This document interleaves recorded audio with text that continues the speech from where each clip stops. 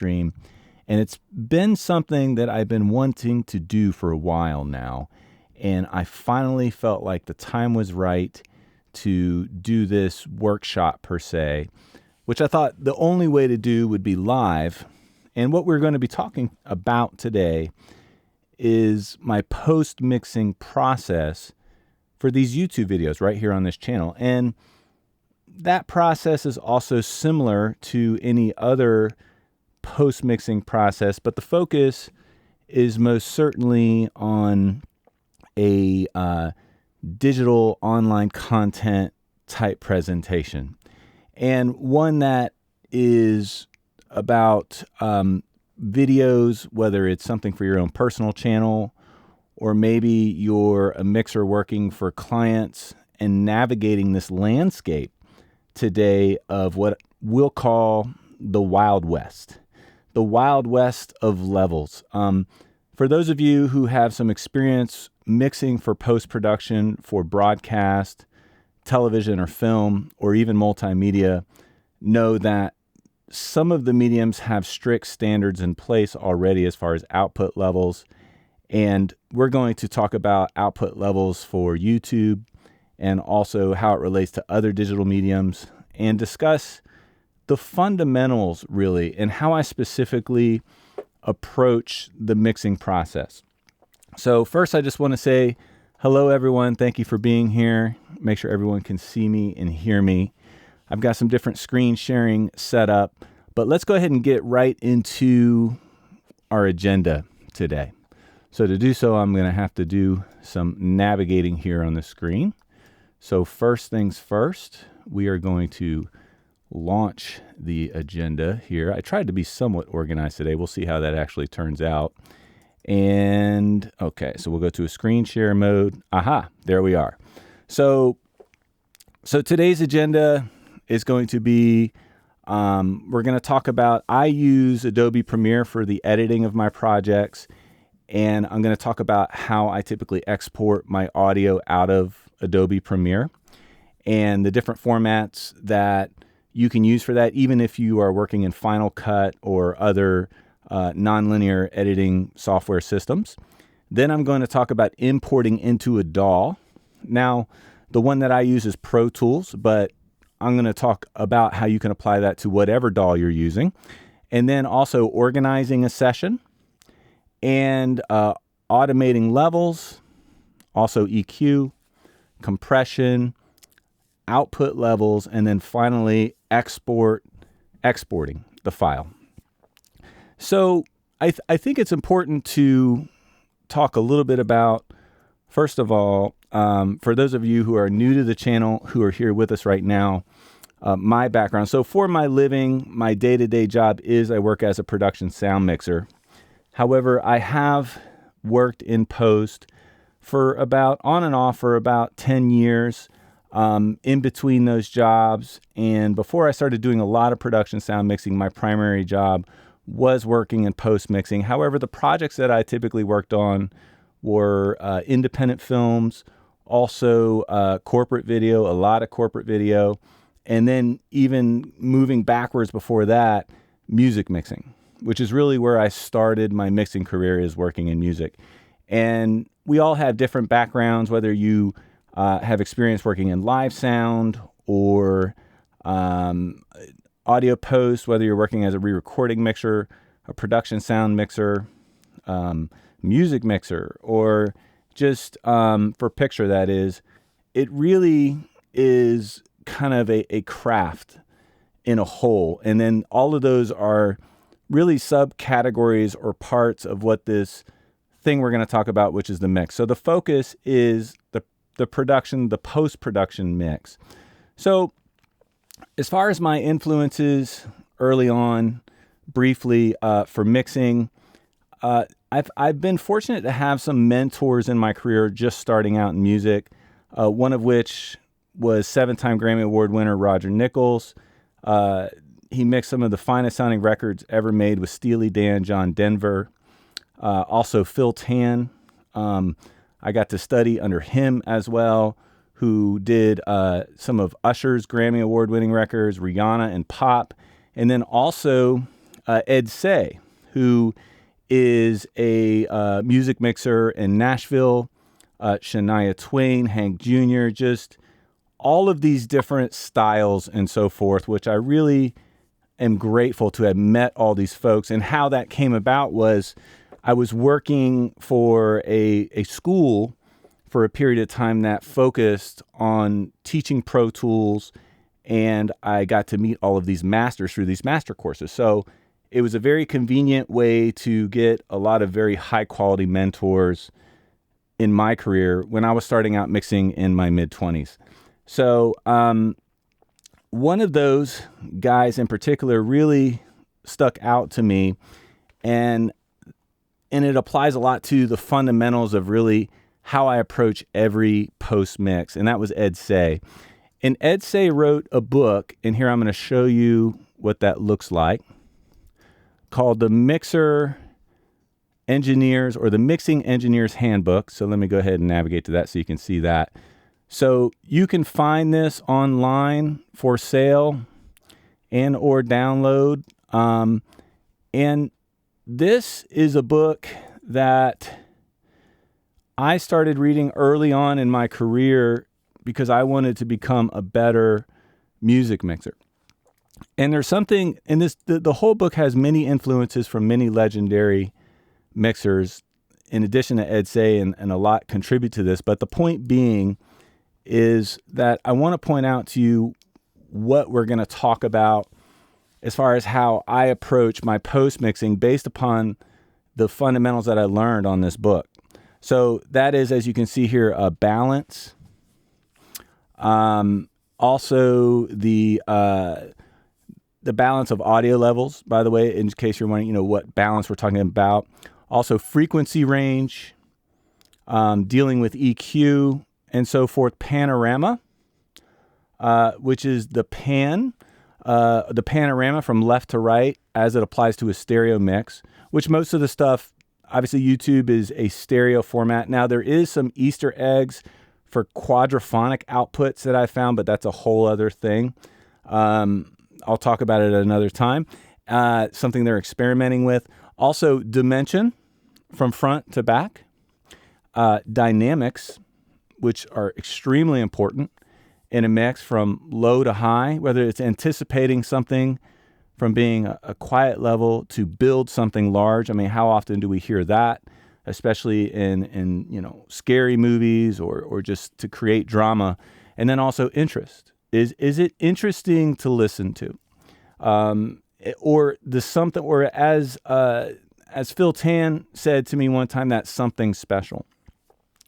So before I get into the details, starting with Adobe Premiere, the first thing I want to say and to you guys is there's no really a right way to mix. And what I mean by that is that there's your mix and then there's my mix. But that doesn't necessarily mean that my way is right or your way is right. Because so much of mixing, especially in post-mixing, when working with content, is subjective. Now, and it's not to be confused with what we often hear a lot, which is delivery standards or output levels. Now, hitting a target output level, like as if you were delivering, let's say, a mix, and we're talking about YouTube here, but if you were delivering a mix to a broadcast medium and their specifications said minus 24 LUFS, loudness units full scale, or LFKS, which is a K-weighted weighting system, which I'll show you in the WLM meter that I have here in Pro Tools, with no plus or minus 3 or plus or minus 2 of how much variance you can have over a short or long-term period, is not subjective. That's obviously a target goal and a requirement to help keep your content or your show consistent with the next show that's right behind it. However, the dynamics, the panorama, the interest, the balance is really where the creativity of filmmaking comes in the art and craft of post-mixing. So you can absolutely apply all these things to everything that you deliver online, whether it's a live stream or whether it is a YouTube video, Facebook, it doesn't matter. All of these elements apply. And so let's start right with it here and get right into it. So I'm going to do some fancy quick key navigation here and first talk about make sure you're seeing what you're supposed to see. Yes. Okay. You should be seeing Adobe Premiere right now. Okay. So let's go back to that. So here's a simplified version of the video we're going to be working with. Recently, I launched a video that tells a story about a mistake I made when recording raw mid-sides using the Kantar X3. And really, it's a story about the Kantar X3 and my experience of how much I enjoy using it. And once I imported the footage and I created the edit and I did all of that sort of stuff and I was done, and that's where we're going to start, is when you're done, whether you're in Final Cut, Premiere, is exporting the project. Now, for those of you who want the exact specifics on exactly how to do this, I actually have a video on this. And what's funny is I'm already doing it wrong because I did export media and I'm supposed to be doing a export AAF. So let's do that differently here. So we're going to go export AAF and see if that works. Okay, so now you see we have the AAF export settings here. Typically what I'll do is I'll choose a mixed down video, which creates an MXF file, which is a very friendly file that will not weigh down your DAW, because obviously we're going to need picture reference when mixing. And then from here, I'm going to break out to mono, which is absolutely no problem. It's just going to take all the stereo tracks and put them on mono tracks. I'm going to turn them into stereo later if necessary. And then I'm going to choose my source sample rate, which in this case is 48K 24-bit. And as you can see here on the files, I'm going to embed the audio. And then typically the handle frames is how much I can pull in or out the audio, because you're going to need to be able to do that, because you're going to be able to create crossfades. You might make slightly different decisions as far as the timing or pacing of your dialogue once you get it into the post mix. So having those frames is very important. And then I'm not going to physically export this because I don't want to waste time doing that. But then I'm going to press OK, and then it's going to create the AAF file. So once I'm done with that, and I'm actually going to get out of this here so I can not put a lot of strain on my Mac Tower here. Try not to close everything else. Okay. Next in the process, I'm going to import that into Pro Tools. So moving to that, let's actually go to Pro Tools here, and you'll see that I actually have this session. Now, how I got this session was like so, as I would go File, Import Session Data, and then I'll choose the .aaf that I created for this particular session, and then import it. So here's one. This isn't the specific one here, but let me get that here so you can see. All right, so I'll create an AAF, and then I will import it as so. And I'm not going to go past that because this isn't really a Pro Tools training type thing as much as it's more about the craft of mixing. But once I do so, I'm going to show you what it looks like in Pro Tools. Now, you might be using Adobe Audition. You might be using Reaper. You might be using the, what else is out there, guys? Gosh, Logic. There's tons of different audio applications out here. Pro Tools is the one that I have just used for 20 years. So it's the one I know. I've stayed up with them, and it just so happens that also it is the industry standard for mixing post-picture for television and film. That doesn't mean it's better than using one versus the other. It just means that what I'm showing you here, you can apply to absolutely any platform that you're using. So once you have your audio into the system, it shows up like this. So I'm actually going to show all tracks here, and let's make sure you guys can see what I'm doing. There we go. So I'm going to go ahead and go here to the tracks menu, and then I'm going to show all tracks because I want to show you here all of my disabled, I'm moving something out of the way, excuse me. All of my disabled tracks here in Pro Tools. And this is the original AAF imported audio, which also included all of the video track as well here, which is this MXF file that you see here. And once I have those, I typically disable those tracks and then I copy and paste them down to where they belong. So let me deselect the OMF group.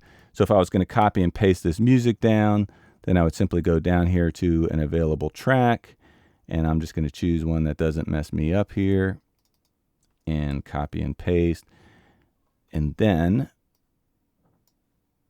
copy and paste. As you can see, it's basically, I like to keep all of the original AAF intact, because what that allows me to do is reference it later just in case I miss something. Like, hey, where is that? It's like, oh, I didn't copy that over.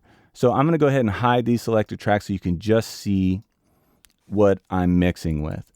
And once again, guys, it's really a matter of the software and platform that you're using. But what's most important with the export audio out of your editor to your DAW is that you're receiving the unaltered audio. So if you're working as a mixer and you're working with a picture editor, you're going to want to work with them as far as making sure what you receive is not a rendered or affected version of the audio. From there, you should be in good shape. Now, there's a video on this channel, I'll put at the link below, that shows specifically how to export an AAF out of Adobe Premiere for Pro Tools or Logic or whatever program that you use that can accept an AAF or OMF import, and not destroy the time code, not destroy the audio, the automation, all of the info that you really want, because I like to have all of my automation imported into my my session, because I find that even if I'm going to get rid of it, it's an excellent starting point.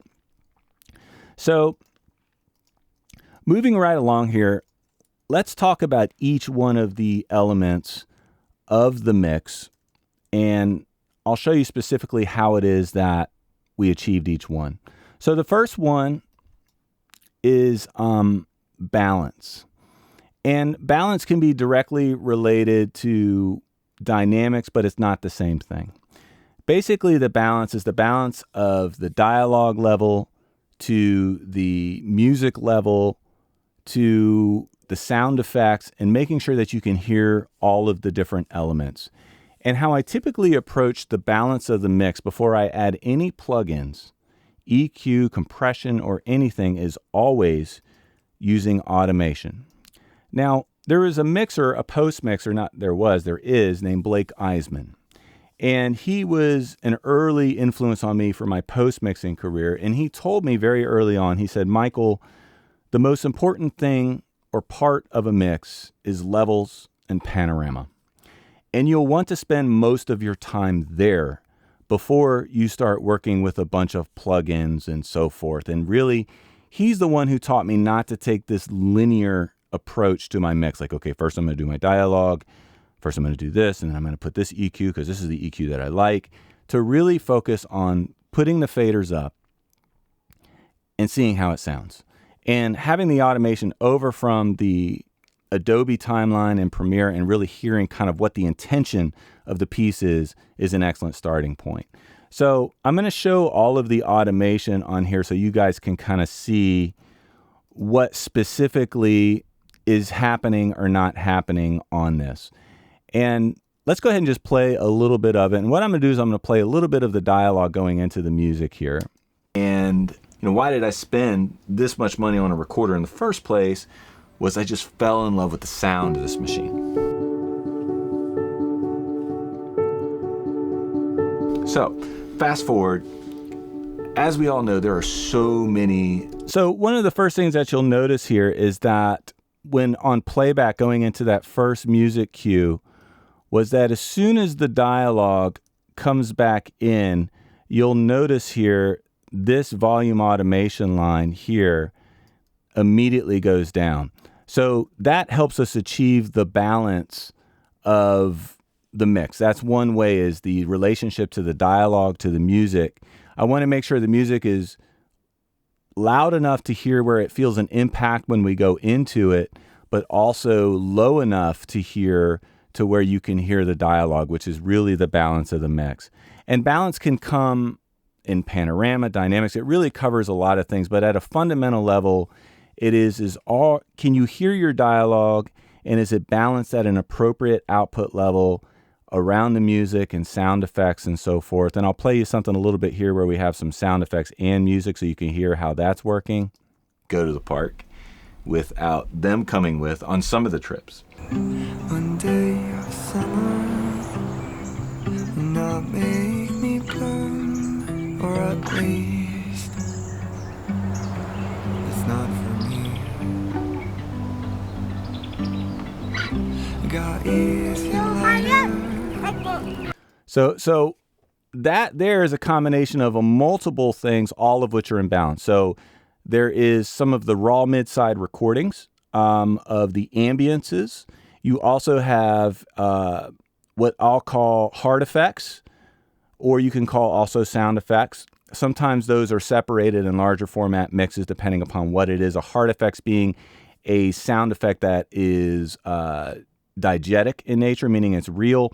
So the car or my FJ driving by, all of those are from sound effects libraries because we didn't actually capture sound on that would be usable.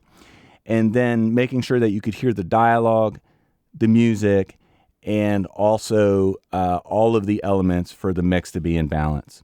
So balance is a very fundamental mixing concept that's very, very important for any piece you do. Even if it's just a corporate video where you have a talking head and then a music bed underneath. They have to be balanced in a way that works for the mix. So you can hear the dialogue, the music's not competing, but however, it's not getting drowned out to where you can't feel it. So let's move on to our next thing, which is frequency range. And I'm going to check in with you guys here on the comments and questions. Leo Cuesta says Fairlight. Yeah, Fairlight is obviously a very strong contender, industry standard for mixing. And it's probably right up there with Pro Tools as being used on professional film and television products. Thank you for bringing that up. Okay, and then Blake Beard has a quick question. And what we'll do is I'll pause for questions in between each element so I'm not just breezing through everything. Blake Beard says, and let me put this on the screen here. When writing automation, do you prefer to do it with a controller by hand or in the box with a mouse? That's a great question, Blake. And actually, let me go here back to the screen. So when I'm working, Blake, on automation, in my studio, I don't have a mixing controller like I do on my sound cart. And so everything I'm typically doing is with a mouse. And I use the combinations of the different modes in Pro Tools, touch, latch, write, depending upon how I want it to react. And a lot of times I'll rough it in and then draw what it is, redraw what I roughed in and nudge it. So Pro Tools is a very powerful feature for writing automation. But, it would be nice. I wish I had a nice fader thing, but I really like to keep my desk clear. And because you'll notice, and I don't want to start moving this camera around, but that one of the recent changes I did in the studio is I got rid of the screen here in front of the speakers so I can actually not worry about any reflections at all coming off my monitor. Even though it's a little inconvenient for me to turn around and listen, it still makes me pause and really focus on what I'm doing. So great question, by the way. All right, so let's move right on to the next topic, which is frequency range. So frequency range is obviously getting all of the elements fitting in the mix from your human hearing of 20 hertz to 20,000 hertz, if you're a perfect being of hearing, and making sure that all of those elements are represented in the mix, and or you do not have competing frequencies in other frequencies. So the idea is keeping the frequency range balance. So I'll show you some of the EQ that I'm doing here, and I'll kind of bypass it on and off so you can kind of see how I'm working with frequency range here. And we'll talk a little bit about the dialogue and the music, because those are going to be great examples for that. So, so here we are. First, these are the inserts here in Pro Tools. First of which is the EQ. And as you can see here, I am not doing a ton of EQ. I'm basically rolling off at 6 dB per octave at 80 hertz.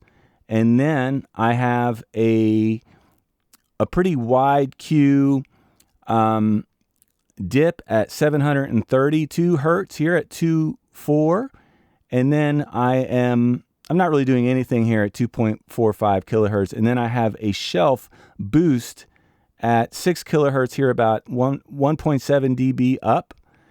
And I'll let you what I'm going to do is I'm going to solo just the dialogue so you can hear all the ugly backgrounds that's actually happening in this room that I've hidden in this mix. But I'm going to bypass the EQ on and off here. So, I have to solo save the dialogue bus for you to hear it. All right, here we go. Well, I have not got to use this X3 at all, really, because by the time I wired it on the cart, the pandemic hit. And it's just sitting in there. So I pulled it out of the cart. So that's with the dialogue. Let me go ahead and bypass it. X3 at all, really, because by the time I wired it on the cart, the pandemic hit, and it's just sitting in there. So I pulled it out of the cart. So you can, that kind of lets you hear the difference, and really a lot of that hoofiness is gone, and some of those highs, are kind of a little brighter, and some of that low mid or kind of mid humphiness in the voice I kind of cued out. And then also this mic here, which you can hear, was just kind of had a couple thuddy noises. I don't know if I hit it with my foot or what the deal was. So that roll off really kind of helped minimize that as well. And let's look at some of the other EQ that's happening in the mix here as far as EQ. And another thing that's important to show you is that the EQ especially makes a difference when making your music feel nice and rich and full. So here, let me show you. It was, well, hold on. Let me go to a different spot that actually has dialogue. Trails and remote trails where I can do that. I had to be able to bring my family with me because they weren't going to let me go to the park without them. Actually find a piece that actually has music and dialogue at the same time. That there was like a severe... Oh, you know what? I have solo on. That's the problem. That there was like a severe weather warning for wind, like on AccuWeather, and I was just like, whoa.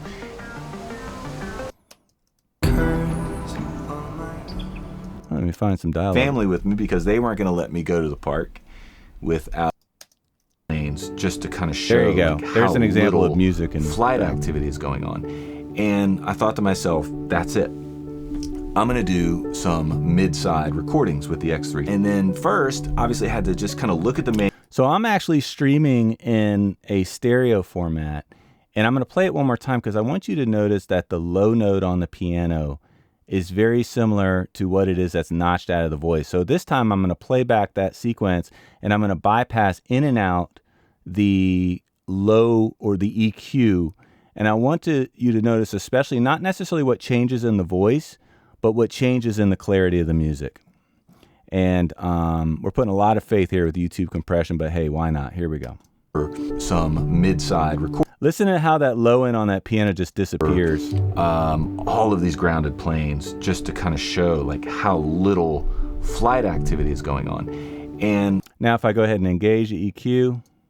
All of these grounded planes just to kind of show like how little flight activity is going on. And I thought to myself, so one thing I'm especially hearing here is the basically it's like those low notes in the piano when the EQ is disabled are getting lost.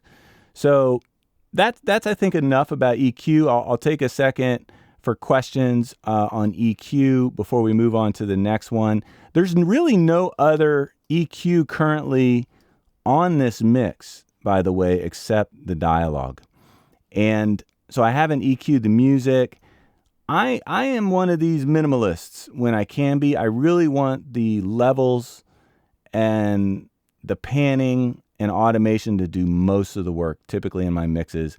And I'm using EQ just to carve out the frequency range. Typically, I'm just trying to make things mix together. So there's that. Okay, so let's put Alejandro has a comment here.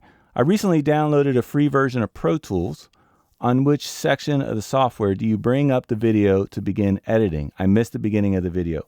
Command 9 is the shortcut, Alejandro, for that. So I'll show you that here. Let's go to Pro Tools, and here's Pro Tools. So if I hold down Command and 9, then basically, as you can see, it's making my video appear and disappear.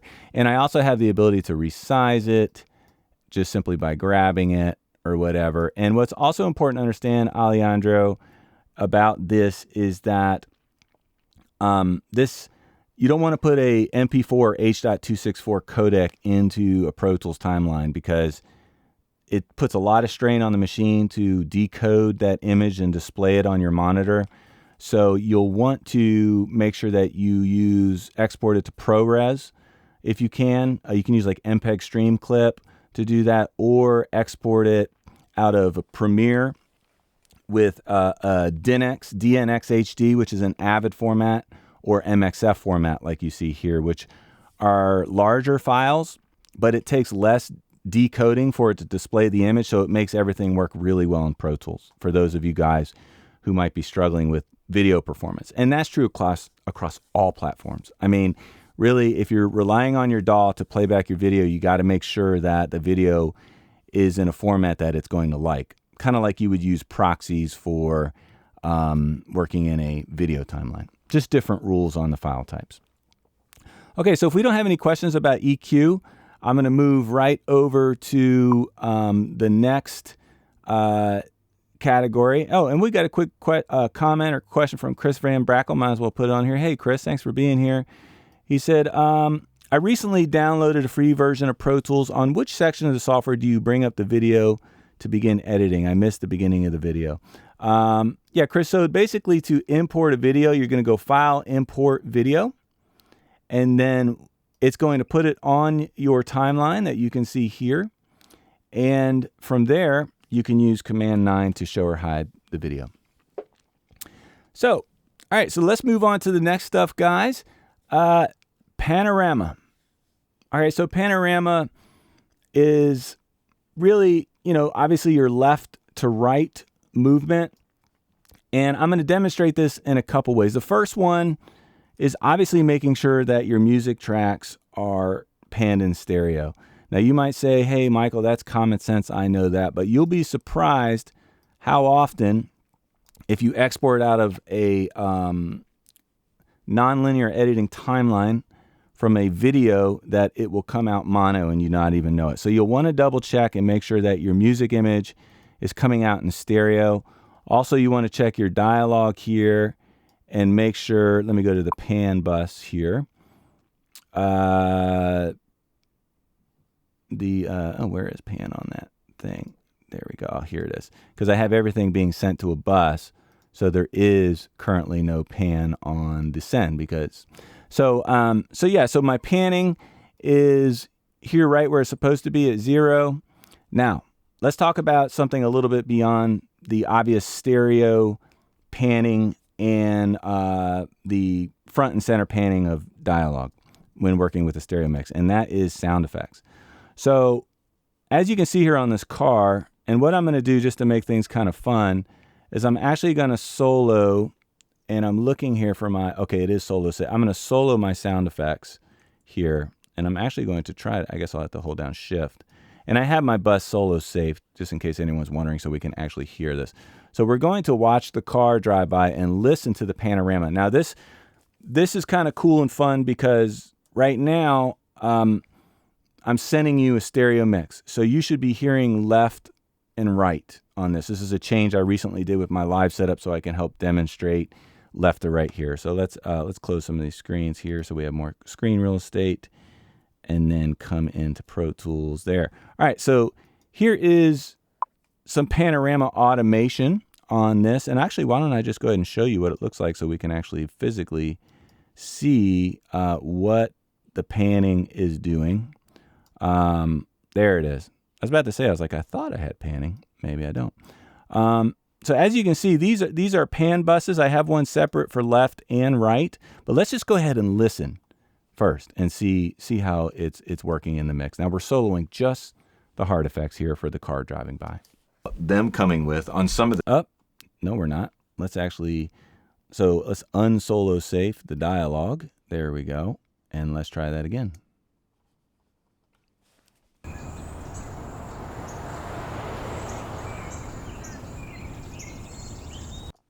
So now it should have gone right to left, and I'm going to play it for you one more time, and let's actually get rid of the ambience track, which I have rolled into the sound effects here for this mix, because it's a very basic mix.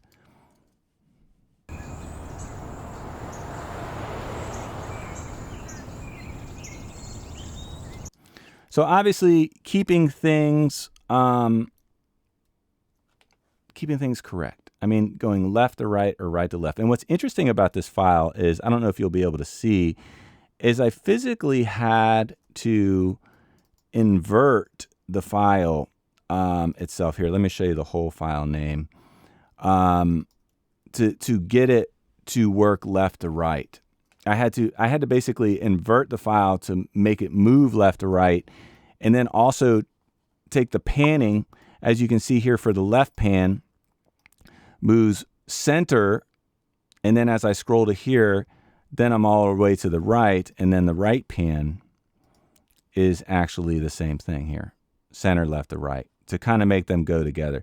So in looking at this again, as you can see, this one is going center to the left because that's the pan right, and this one's going center to the right, which is pan left. So I actually told you a fib here. Now in looking at this, what I did is I actually changed the panning in reverse in Pro Tools to make it go from center to left. Because as you can see here in the vehicle, it's actually starting at this point on the center. So we'll kind of go ahead and hear how that all sounds like together. Let me go ahead and unmute this here so you can see if the balance is right and everything's working. Be able to bring my family with me because they were... Or at least it's not for me. Okay, so we also have some left to right, as you guys heard here. Now, these are stereo sound effects, guys. So this one did not require any panning. And this is actually the same file. Just the other one, I kind of cheated the other way because I didn't want to use a different file, stereo, just to make it go left, right. So automation fixed it. So now we're going to start getting to the fun stuff. Balance, and as I balance the kick, balance, making sure you can hear your dialogue, your music, everything's working together. Obviously, you want to have a balanced mix. Frequency range. You don't want low end from your voice that nobody cares about and it's not going to do anything to help you, interfering with a piece of music that's help telling your story. So making sure these things fit together, even if you soloed it and by itself, it was like, ooh, that doesn't sound good. But then when you use it with the other elements, you're like, oh, wow, that's working. So that's something to think about with frequency range. Panorama. You have this whole stereo field to use. Even on YouTube, you have a full left to right stereo field. So if you're having trouble getting things fitting in the mix, especially if you're using mono sound effects, and I don't have any mono sound effects actually on this session to show you, but if you're using mono sound effects going left to right and right to left, getting everything to fit in that mix will make it sound full and fat, which is better than loud and distorted, which is what we often hear on YouTube. And we'll talk about output levels so that will never happen to you. Dimension. I love dimension. And this one kind of goes right along with interest. here. And before I do so, I'm going to go over to our comments and see what we have new so I can just kind of keep up with all this. It looks like, there's just some comments on dialogue, isotope. I'll touch on that a little bit at the end. That's definitely a very helpful tool for cleaning up dialogue, for dialogue editors and so forth, and doing a mix if necessary.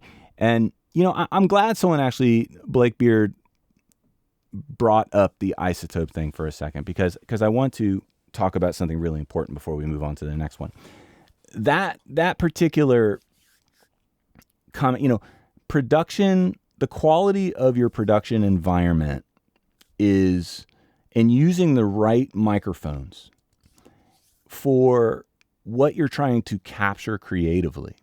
Because remember, as sound mixers, as production sound mixers, for those of you who are like me, who are working at production sound mixers, our job is capturing that dialogue clean of artifacts, to get background noises quiet, and to use the appropriate microphones and microphone techniques to tell the story. And so if we're relying too much on post tools, like isotope or so forth, it's basically going to eliminate the ability for the dialogue to be best, because you can have best, good enough, and not so good. And I'm sure we've all experienced that range of quality. And a re-recording mixer who worked on American Soul Season 1, Mark Hensley, super experienced, very, very incredible re-recording, incredible post mixer. And I had a conversation with him about Season 1, and I said, Mark, how hard should we work to get things quiet? Like, I know there are tools out there, and isotope, and just amazing tools to make things work. But am I spinning my wheels if I'm putting a lot of pressure onto not pressure, just really working hard dynamically to get sets quiet and really pushing, am I spinning my wheels? And his answer to me was, Michael, we can fix a lot of things, and we can make things work. He says, but I can only make it good enough. He says, in order for it to be great, all of those things have to be done. Isotope cannot fix or create cinematic, excellent sounding dialogue. That only can be done on set. So when you think of isotope, I'm glad we have it. It's an excellent tool, but it's just a tool like any tool. And under no circumstances should we ever be working less hard to capture all of those things as production sound mixers. And I say this with passion because it's my passion, it's my craft. And I really feel it's important to throw out there in the world because we see all these new technologies, and a lot of it is just marketing and selling new products, guys. The rules remain the same. Create and capture excellent sounding dialogue. So I've totally gone off the rails here on my tangent about getting it right in the front end. But the point is being that, like this setting, to give you an example, this is a live stream, a large diaphragm microphone makes sense. In this video here, as you can see, it was a little more noisy really with that, but I was using a short shotgun hypercardioid MKH50 over me, and then my family's running around. It's just noisy a little bit, but it has a more natural sound as far as it being more of a storytelling type medium. So it's microphone choice or using a lavalier when your talent is moving around a lot. And especially if you don't have a boom op. If you're shooting YouTube videos like, man, I don't have a boom op. Now, occasionally, believe it or not, I can get guys to help me, which is excellent, and I appreciate that. But it's typically not a boom op. So, if you're moving around and you're going to be, not be able to use a microphone on a camera, which I hardly ever do, just knowing the tools so that way when you do get into post, you're able to do the work, because all of these fix-it tools and use this stuff, I can tell you from my personal experience of post, and I have isotope on here. I can show you how to use it.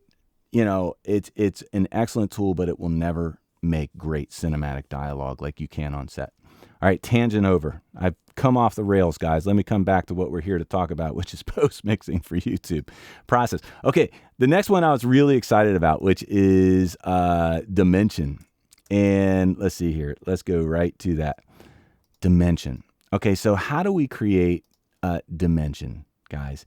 And what I mean by dimension is front to back. You know, as you can see here in my small camera in the lower right-hand corner, something sounding close to far away.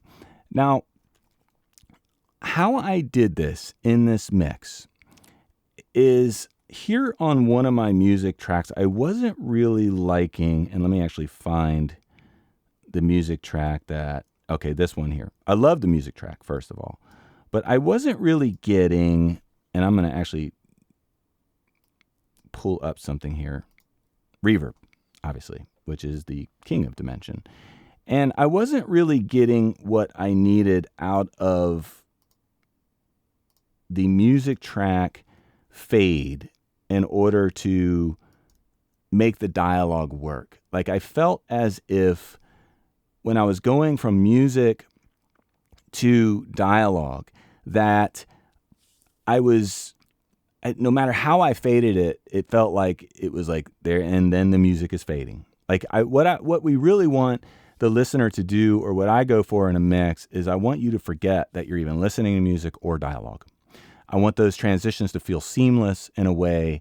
And a lot of it is you being slave to what happened in picture editorial too. So don't beat yourself up too much if it's just a talking head and background music and you can't make that happen because they didn't give you any creative opportunities to do that.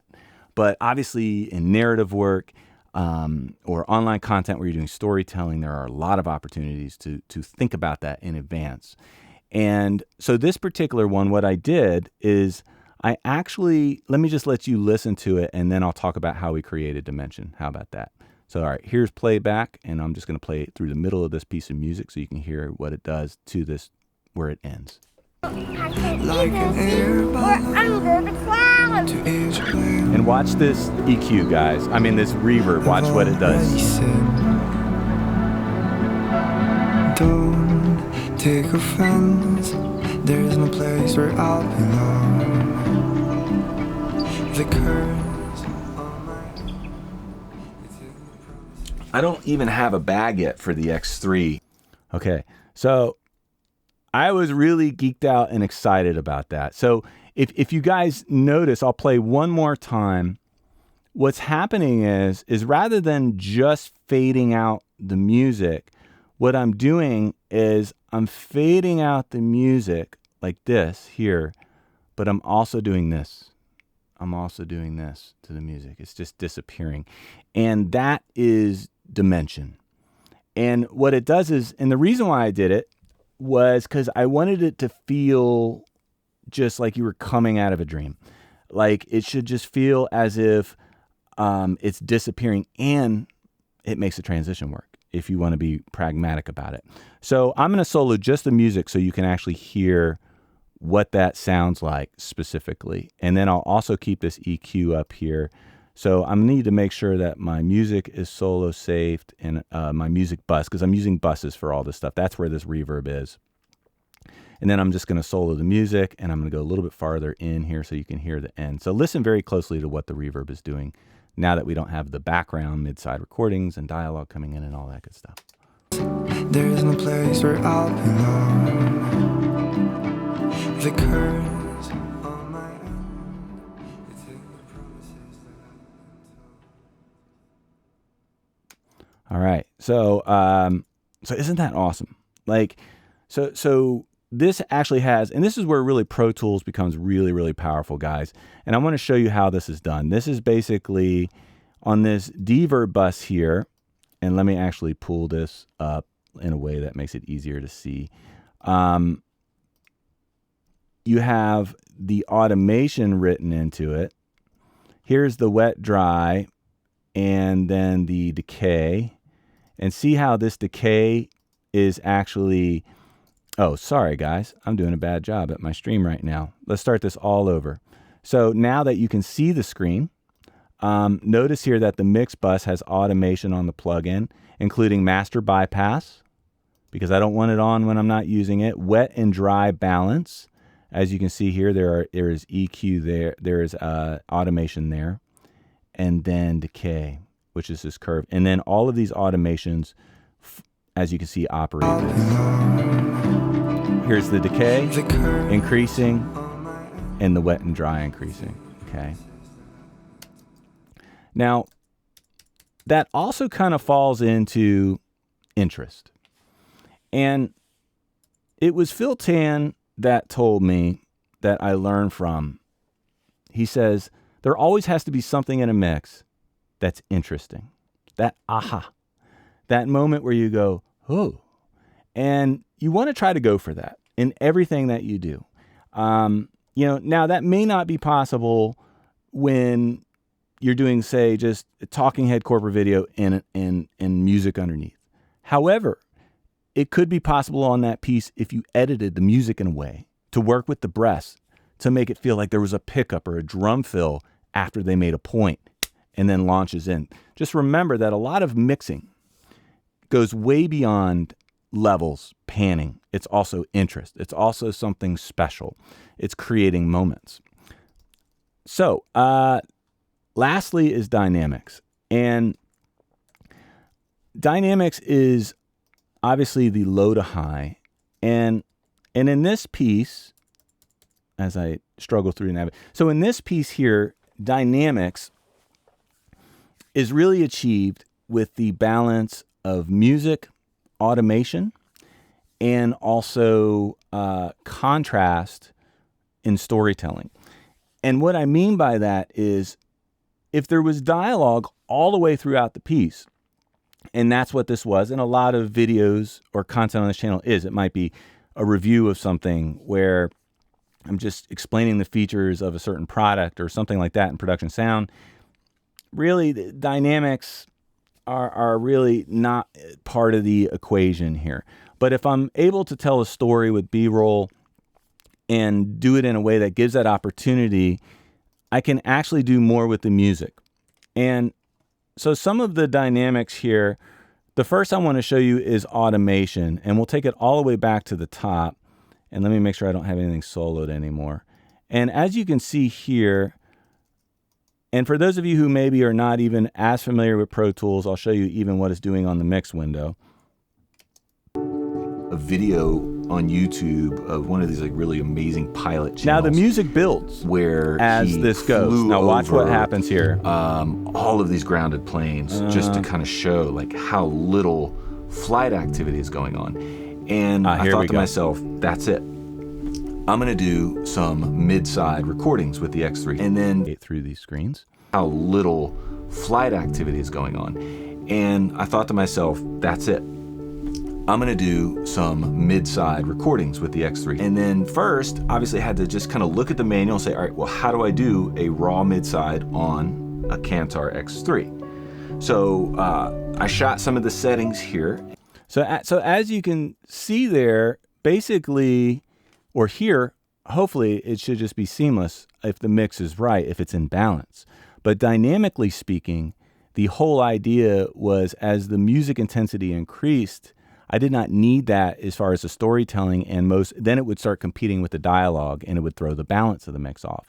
So by automating down in volume as the different pieces worked here is the way to go. Now you can also achieve this through editing too. It doesn't need to just be automation to pull that off. So also let me give you another idea of dynamics, which is pretty cool to demonstrate here on the mix. And let's see here. I've got panning while you can't see any of the, here's kind of an interesting demonstration of dynamics. Watch what happens energy-wise with this piece. Let's just kind of listen and watch. For wind, like on AccuWeather, and I was just like, whoa.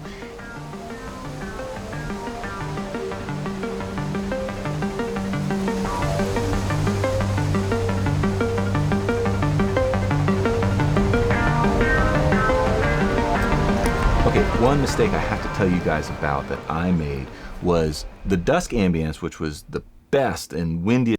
So as you can hear there's this intensity that builds and then it contracts.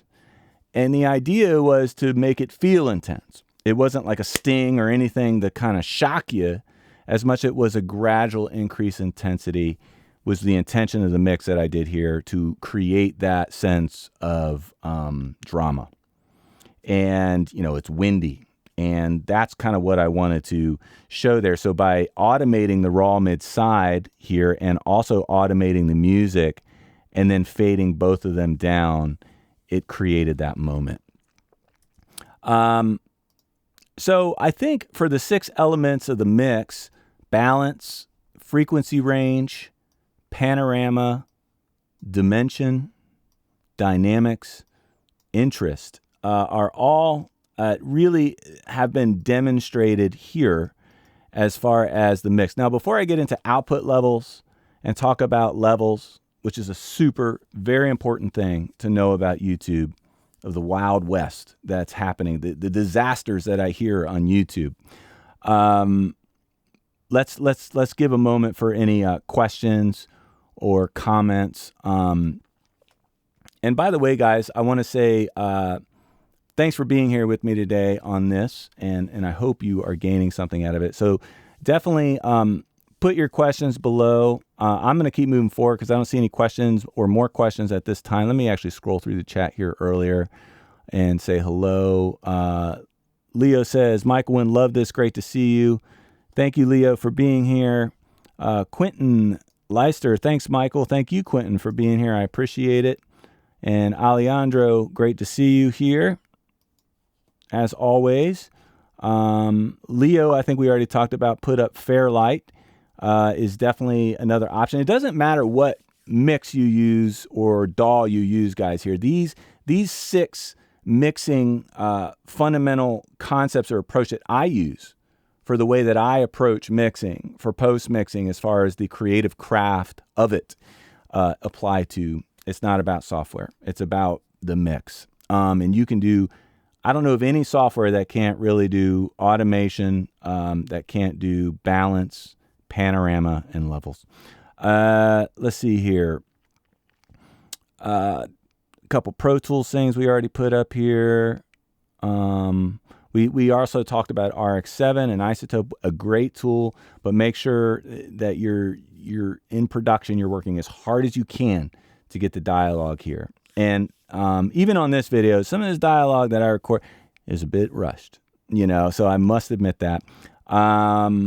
But it still worked, and that's what counts. I still was able to get the mix that I needed. Then we have Neil has a comment about Pro Tools. Also, Alejandro, there is no video engine in Pro Tools free, as I know. Okay, good note, Neil. So there is a free version of Pro Tools. You should absolutely try it out or download it. Pro Tools has a pretty intense learning curve, but if you are said I'm going to mix, I'm going to be a post mixing and re-recording for my career, and you are serious about it, don't mess around with anything else. Don't kid yourself. I'm not going to pretend and play games with you guys. If you want a job in this industry working in post, you better learn Pro Tools. See here, moving here. Leo, hey Leo, great to see you here. Thanks for the question.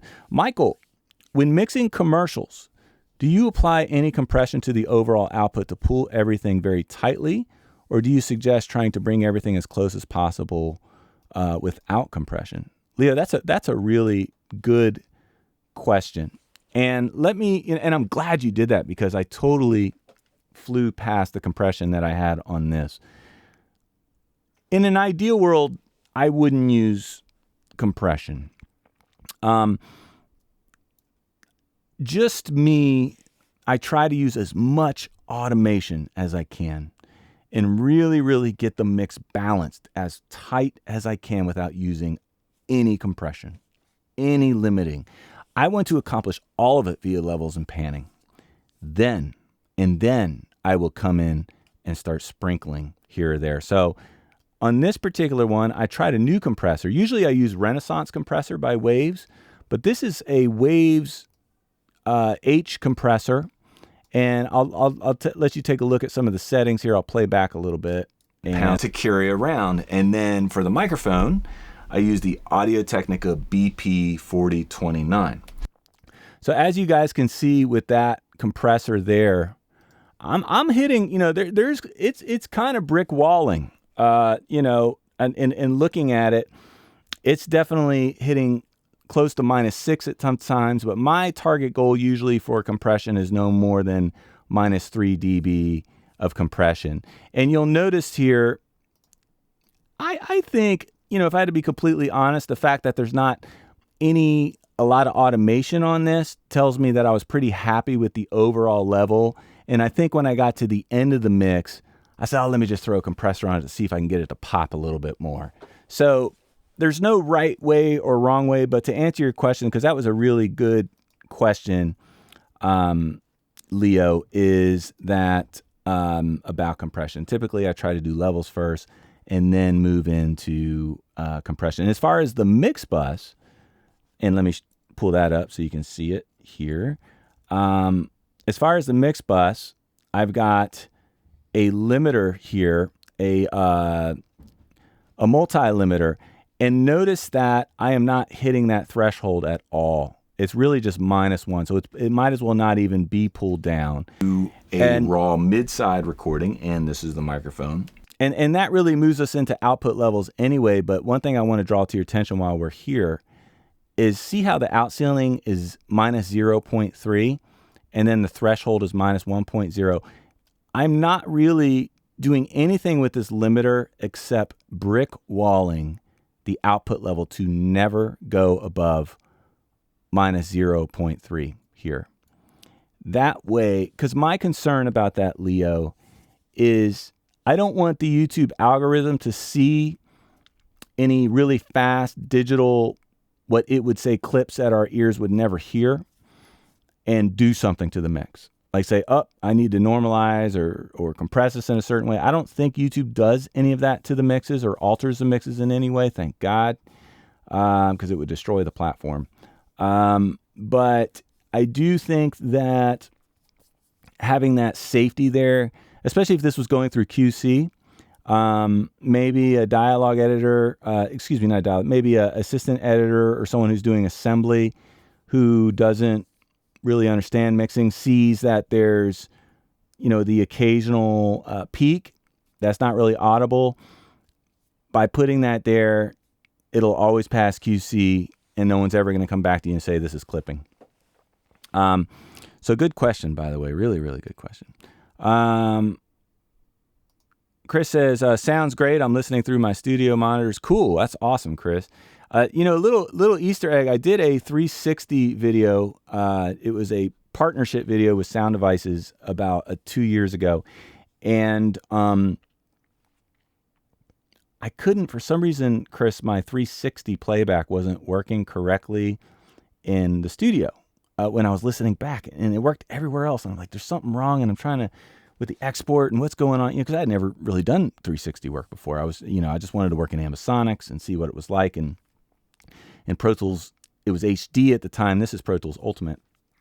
But and then I looked at my meters on my Apogee, and I saw 4 meters blinking. And I was like, is this playing back in quad? Because I have a 5.1 set up in here, guys. This is a 5.1 mixing room. So I say, okay, so I Google, and I can't find anything on YouTube about quad. It does support, 360 mixing. So it does support ambisonics, B format encoding, but there's no mention of surround. So, and then I realized that it's ambisonics B format 4-channel decoder it detected that my audio interface in Chrome had a multi-channel audio interface in surround. And then I turned on my rear speakers and realized that it was a quad 360, which was my YouTube Easter egg. So there's my cool YouTube Easter, and it still works to this day as quad. I don't know how or why. I think that Easter egg as in is something they developed and are working with, but haven't released public, but actually exists. Okay. So, Blake Beard, Alejandro, I personally love Isotopes RX for dialogue.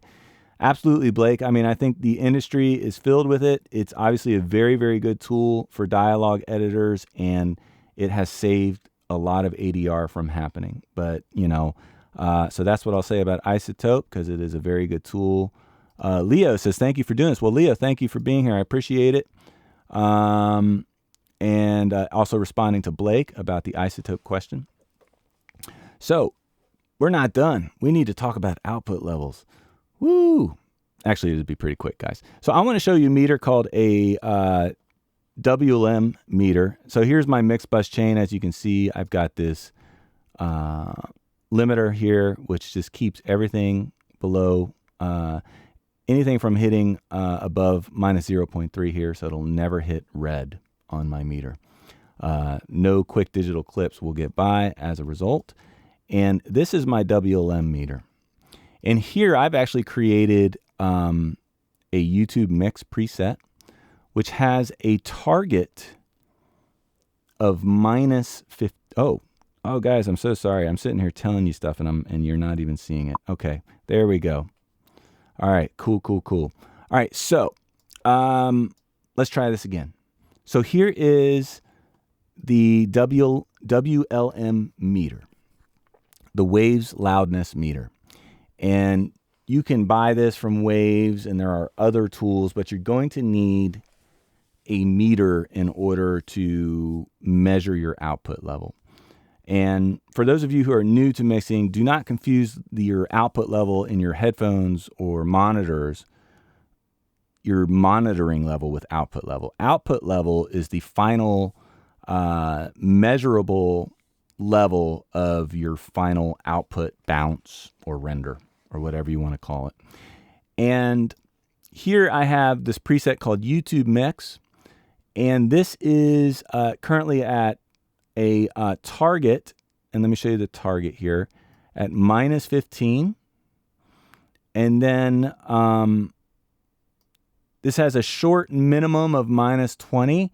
And really that I need to update this preset because it's not very good. I would put my short minimum at like minus 26 LUFS, and target, look at me changing my mind on how I want the mix to sit. Target I'm going to take to minus 18. Okay. Now that is not my dialogue. That's my total mix. Now I also have on the dialogue bus here, another WLM meter that is just for dialogue that I can also use. So if I save this here, like I'll do a little, so I'll go ahead and save this preset, save settings as YouTube Mix, because I want to update that because I like, yes, I want to replace it. I just want to make sure I wasn't going to close my section. Now I'm going to take this up to my dialogue bus and copy it. Oh, hush, it doesn't like me.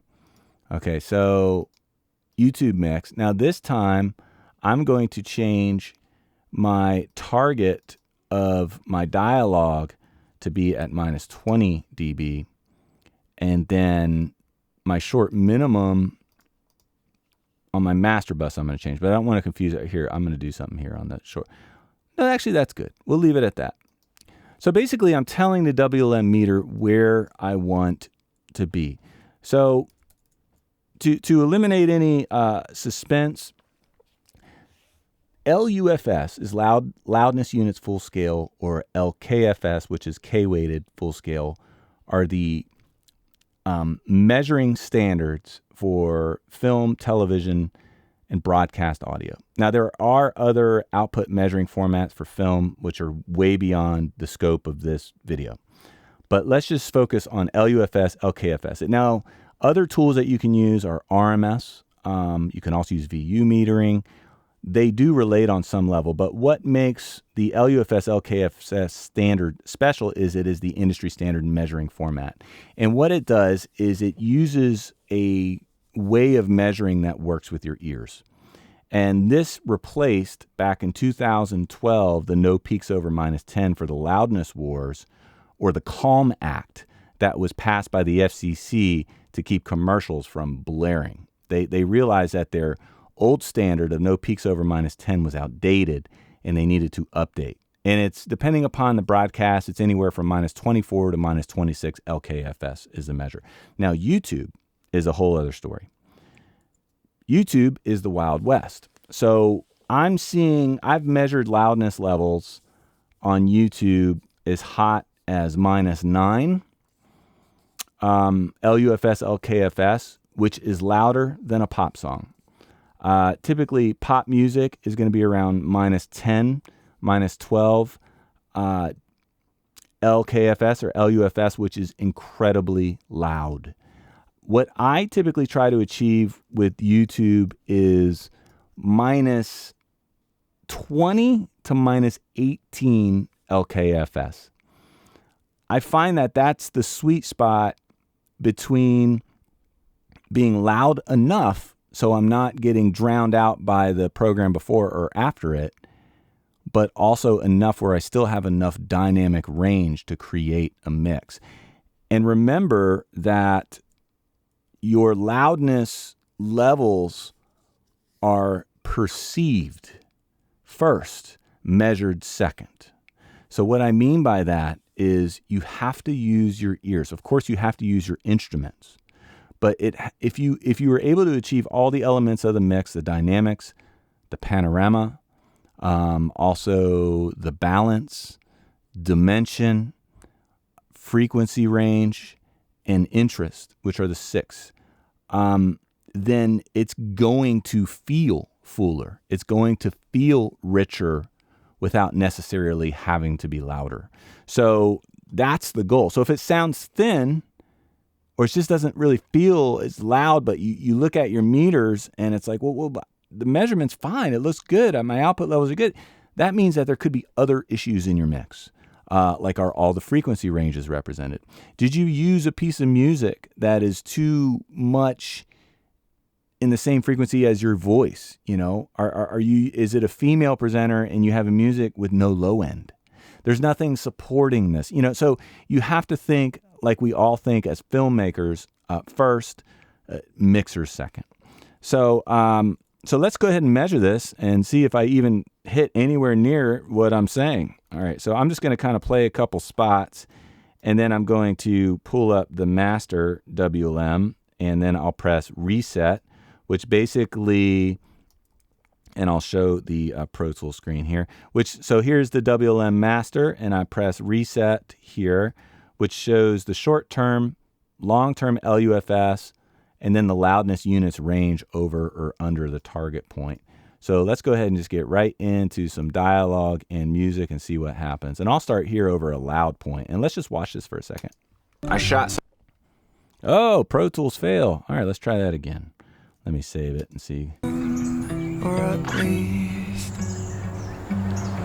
You want to pay attention to this level here, especially the long term. got easy Like an air balloon under the clouds. to each plan. And we get this check when it says, yep, you're at your target point right now. Don't Oh, doesn't Pro Tools misbehaving. Watch this. I'm going to have to bitch slap it. Sorry for my language, guys. All right, here we go. Let's try that again. Don't take offense. There's no place where I'll belong. The curse on my So let's watch this dialogue here. I don't even have a bag yet for the X3. Here's the dialogue. So I box had only. to just carry it around in the case. Now I think it's somewhere around 8.8 pounds with the batteries plus this. It's not a Pelican brand case, but it's like a And here's hard the shell. master bus. I think maybe SKB brand or just a nice quality case. There's my 4-year-old And, screaming in the background. To carry around. And then for the microphone, I used the Audio-Technica BP4029 because I knew I wanted to do a raw mid-size. So I'm hitting exactly where I said I wanted to hit. And notice that the range here is 2 for dialogue. And the range here, and this is the average range, or the range for the program I've played so far, is 9. So I actually have more dynamic range in the mix, less dynamic range in the dialogue, which is the sign of a healthy mix, you know. And the other ways you can measure this is you can use a VU meter. Just remember 0 VU equals minus 20 digital or minus 18, depending on how your system is set. And I can show you how that looks here. Might as well. So, and I'm going to, of course, show you the screen when I pull that up. And, right, if I can find it. I haven't used that in forever. Sound field, that's what I'm looking for. A VU meter. Oh, look at that, old school. Here, let me pull it up so you can see it. And well, that's not the VU meter. Let's go to Pro Tools. We got a lot going on here. There we go. All right, so let's watch the VU meter here. Now, look, it's set to, all right, so it looks like it's just kind of, ooh, look, we can even do a large. Look at that. Doesn't that make everyone just feel like it's just, 1970 and you want to, just kind of hang out in the studio and bad colored painted rooms, grow your hair long. Not make me bloom, or at least it's not. Now let's try another part of the mix. Stereo bus, and also the raw mid-side channels. And I've labeled everything. I've put metadata. They are free for you to use. Put your comments below. Thank you for supporting this channel. I hope. So that's what the VU meter looks like, and you can also, RMS is also very similar. This is in case you don't have an LUFS, LKFS meter, guys. I want to show you what it looks like on the other meter, so you don't feel like, oh, I don't have that, I can't do that. Where is that RMS dealio? Okay, PAZ meters, not really what I want, but we'll just use it right now. Okay, hey, where are you? Oh, hiding behind something that you guys don't see. Okay, so look, so I'm going to go to RMS. Now let's watch the levels in RMS. Follow the rules. So fortunately, our state Here's your parks RMS here. Have been open here in Georgia, and there is plenty of trails and remote trails where I can do that.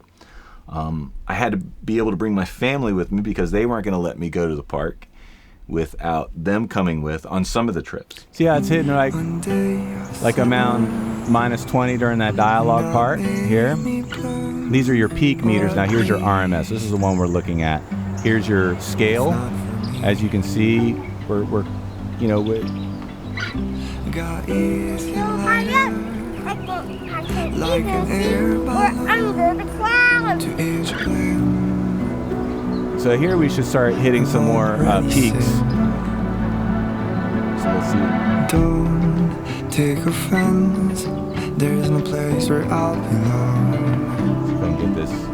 The curse on my. That's like a hot. Let's go to that hot part for a second. I'm going to show you what the master's doing there. Don't take offense. There's no place where I'll belong. So you got short term minus 15, and let's go to that big peak I showed you earlier. See how that looks.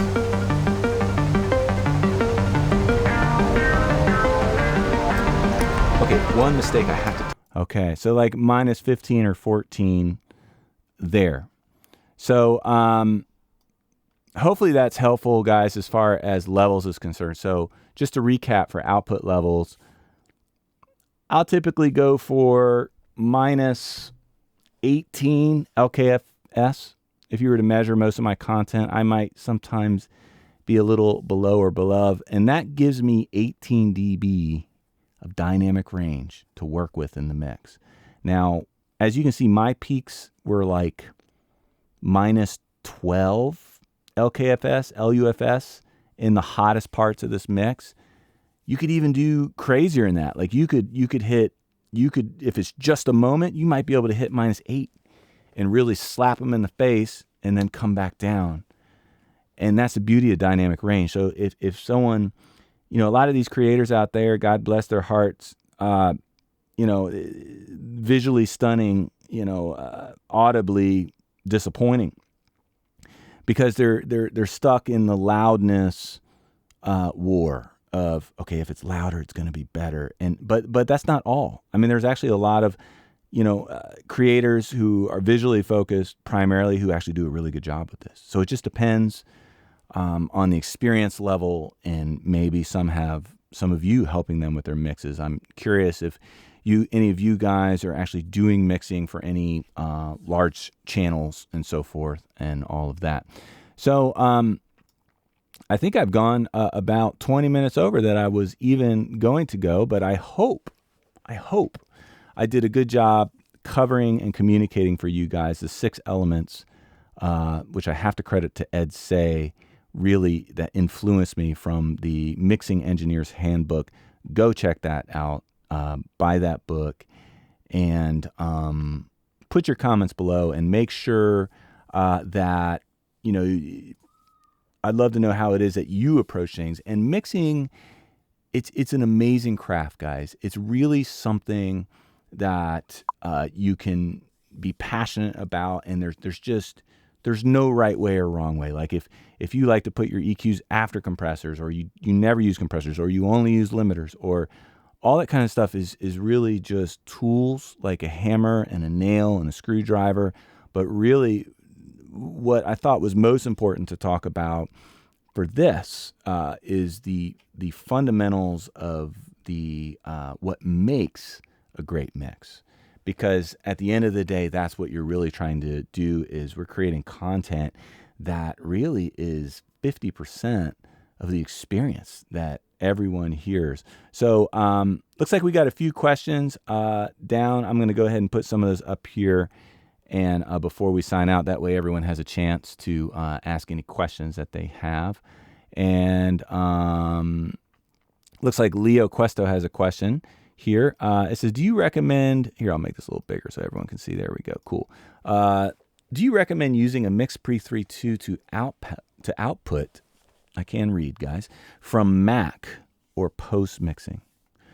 I see what you mean, to output.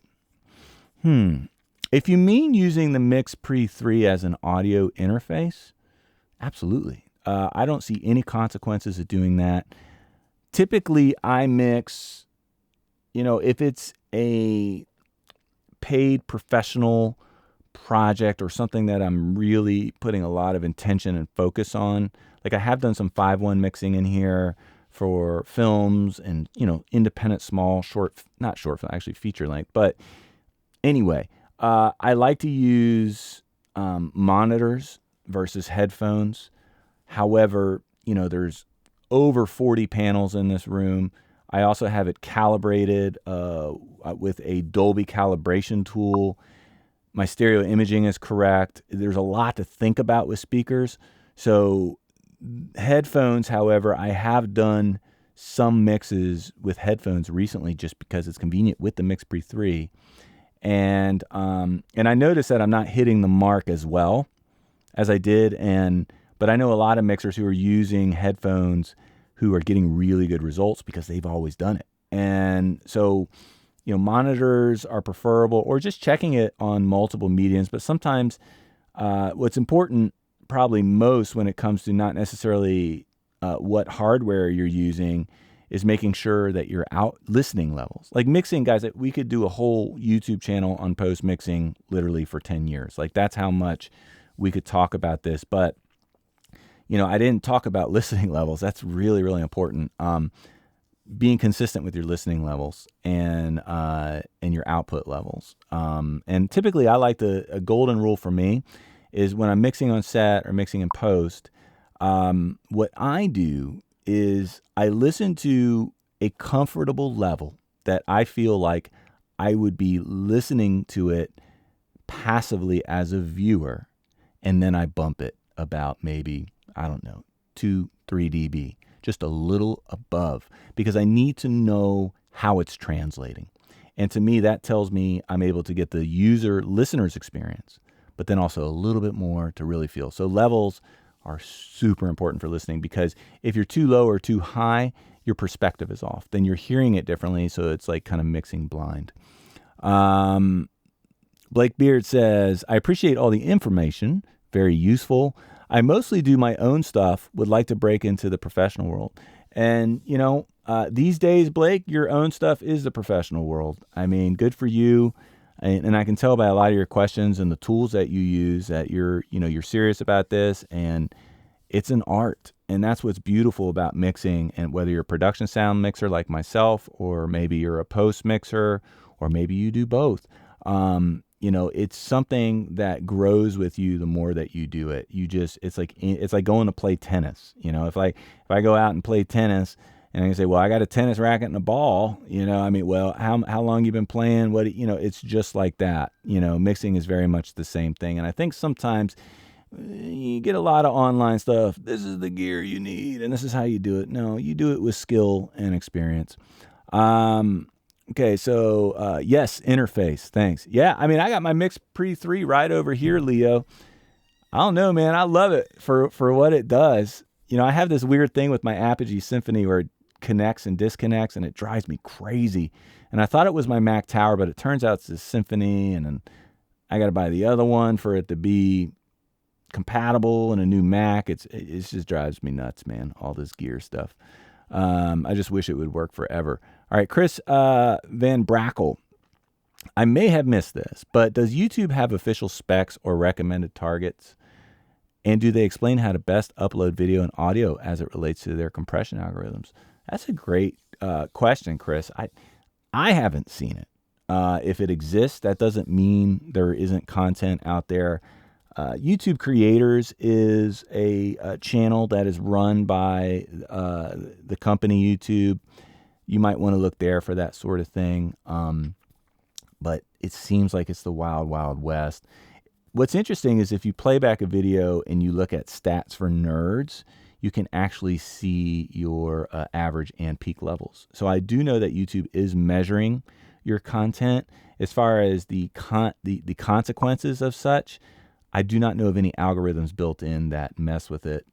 Fingers crossed. I hope they do not do such silliness, because it really would take away from the creativity of the platform. I mean, if I can't mix it the way I'd want to do it, I wouldn't want to do it. All right. So the mastering project. Hey, thanks for being here. Doesn't YouTube use an LUFS of -14? That's what I see when I check the stats for nerds. What LRA do you usually target?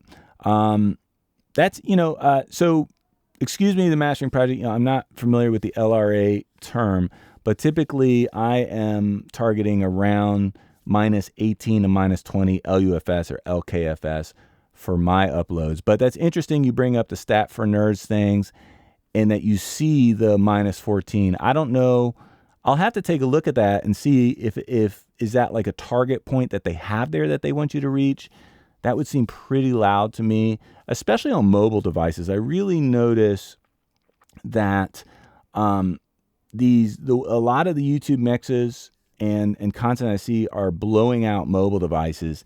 But what's interesting is if you play back some music tracks or popular music tracks, you're not getting the same experience, which tells me that really mixing for mobile and all that kind of stuff is a whole other art form. Just something to think about. But thank you for the comment. And thank you for being here. And ATA A18 says, great interview with Curtis. It was nice. Yeah, thanks for watching that, ATA A18. I appreciate it. Yeah, Curtis Curtis Judd. I really enjoy his channel. And I appreciate him. And he's, turned out to be a really great friend. And we talk and hang out. So that's pretty nice. So I appreciate that. So hopefully, I don't see any more comments or questions here. So I think that's going to wrap us up for today. I hope you enjoyed this. I plan on doing more stuff like this that maybe will be more micro focused. So if you have a particular topic that you want to go into more in detail, you should put those comments below and maybe I'll do a stream or some videos on that type of stuff. And that's about it, guys. So please stay safe, everyone, and thank you for watching and thanks for being here. And I'll look forward to seeing all of you very soon. Also, if you have not subscribed to the channel and you want to see some more production sound content, please do so and then hit the notifications bell so you can be notified about future videos. And I'll look forward to seeing everyone soon.